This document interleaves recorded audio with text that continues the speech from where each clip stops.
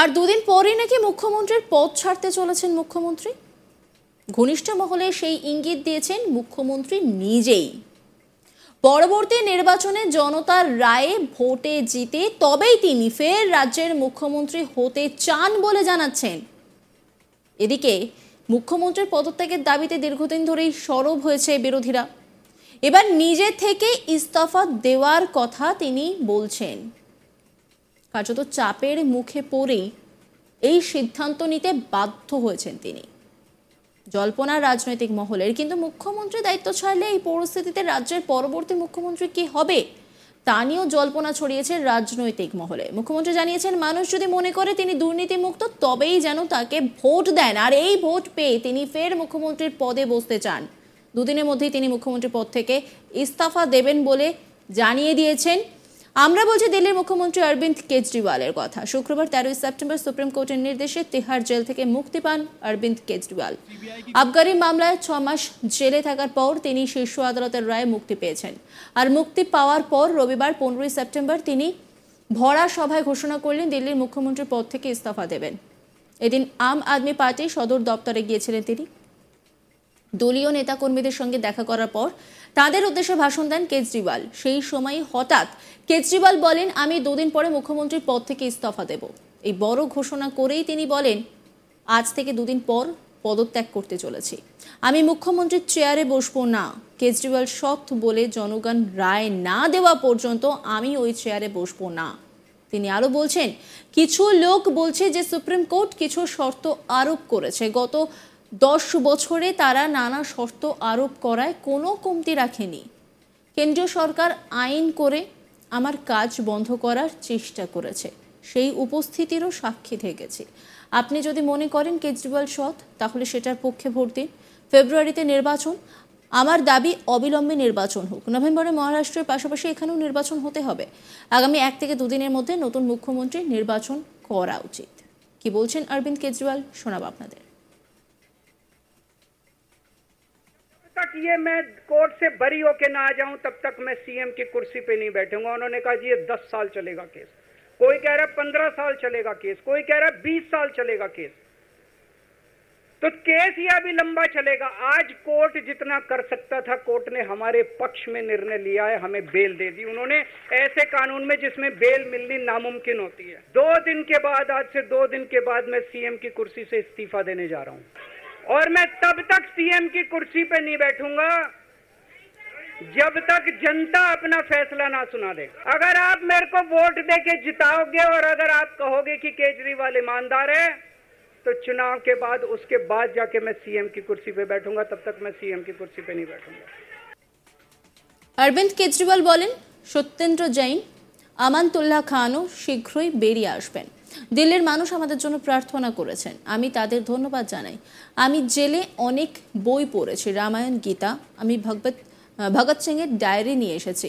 এর আগে মুখ্যমন্ত্রী বলেন, আমার ছোট দলই দেশের রাজনীতি বদলে দিয়েছে। জেলে বসে আমি অনেক ভাবার সময় পেয়েছি। জেল থেকে একটাই চিঠি লিখেছিলাম, সেটাও এলজি সাহেবকে। সেটা ছিল 15 আগস্টে।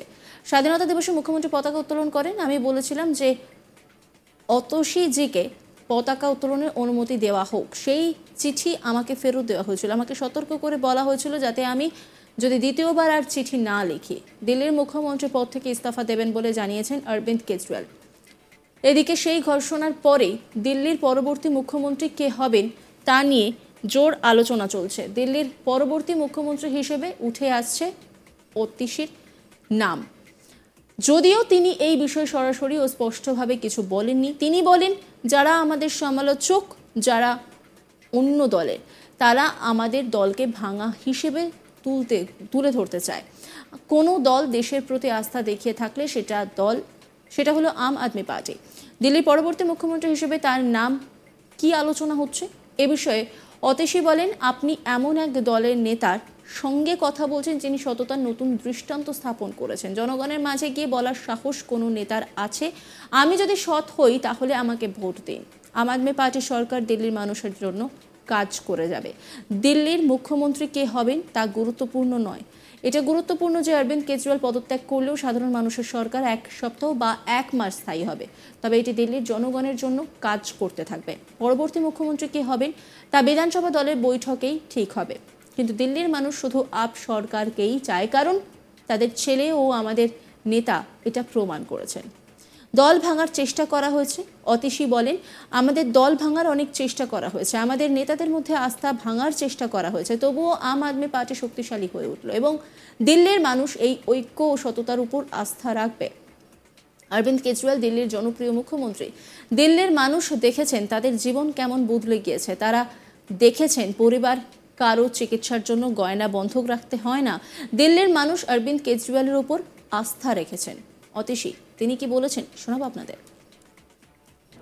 भारत की राजनीति में, इस देश की राजनीति में, पूरी दुनिया भर की राजनीति में पॉलिटिकल पार्टी के नेताओं को शक की निगाह से देखा जाता है कि इन्होंने कोई ना कोई भ्रष्टाचार तो जरूर किया होगा।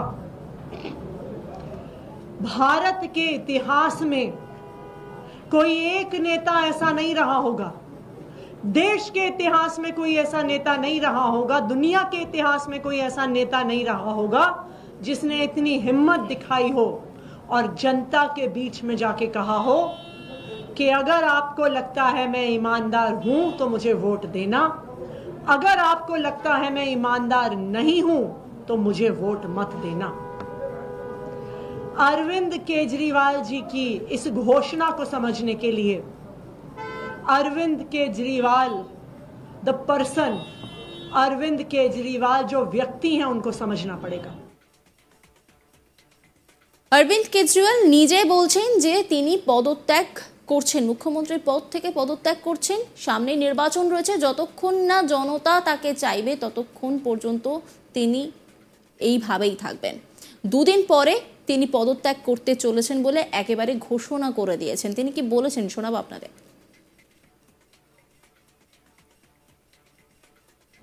भारत की जब तक ये मैं कोर्ट से बरी होके ना आ जाऊं तब तक मैं सीएम की कुर्सी पे नहीं बैठूंगा। उन्होंने कहा जी ये 10 साल चलेगा केस, कोई कह रहा है 15 साल चलेगा केस, कोई कह रहा है 20 साल चलेगा केस। तो केस ये अभी लंबा चलेगा। आज कोर्ट जितना कर सकता था कोर्ट ने हमारे पक्ष में निर्णय लिया है, हमें बेल दे दी उन्होंने, ऐसे कानून में जिसमें बेल मिलनी नामुमकिन होती है। 2 दिन के बाद, आज से 2 दिन के बाद मैं सीएम की कुर्सी से इस्तीफा देने जा रहा हूं और मैं तब तक सीएम की कुर्सी पे नहीं बैठूंगा जब तक जनता अपना फैसला ना सुना दे। अगर आप मेरे को वोट दे के जिताओगे और अगर आप कहोगे कि केजरीवाल ईमानदार है तो चुनाव के बाद, उसके बाद जाके मैं सीएम की कुर्सी पे बैठूंगा, तब तक मैं सीएम की कुर्सी पे नहीं बैठूंगा। নজর রাখুন আজ তাক বাংলার ইউটিউব স্ট্রিমিংয়ে।